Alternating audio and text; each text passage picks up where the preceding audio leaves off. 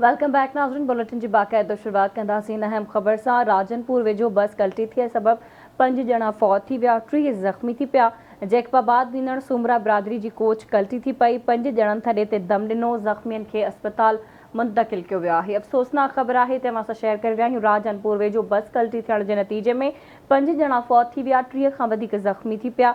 जैकबाबाद वञण सुमरा बिरादरी जी कोच कल्टी थी पई आहे। 5 ॼणनि दम ॾिनो, ज़ख़्मियुनि खे अस्पताल मुंतक़िल कयो वियो आहे। राजनपुर मां ख़बर आहे, जिथे बस कल्टी थियण जे नतीजे में 5 ॼणा फौत थी विया, 30 ज़ख़्मी थी पिया। जैकबाबाद वञण सुमरा बिरादरी जी कोच कल्टी थी पई। 5 ॼणनि थॾे ते दम ॾिनो, ज़ख़्मियुनि खे अस्पताल मुंतक़िल कयो वियो आहे।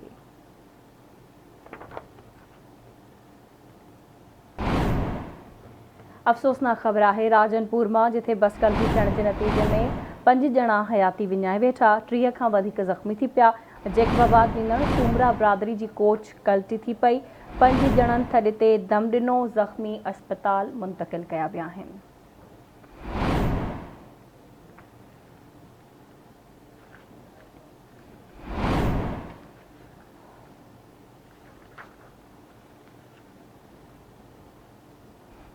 हिते मूंखे ॿुधायो त सिंधड़ी में जवाबदार कारे इल्ज़ाम हेठि औरत ऐं मर्द खे क़तल करे छॾियो आहे। ॻोठ महराब मरी में दिलमुराद मरी ज़ाल नाज़ परी ऐं भाउ ग़मशाद खे क़तल करे छॾियो आहे। हिकु भेरो ॿीहर मूंखे अहम ख़बर खां आगाह करे रहिया आहियूं। सिंधड़ी में कारे इल्ज़ाम हेठि औरत ऐं मर्द क़तल थी विया आहिनि। ॻोठ महराब मरी में दिलमुराद मरी ज़ाल नाज़ परी ऐं भाउ ग़मशाद खे क़तल करे छॾियो आहे।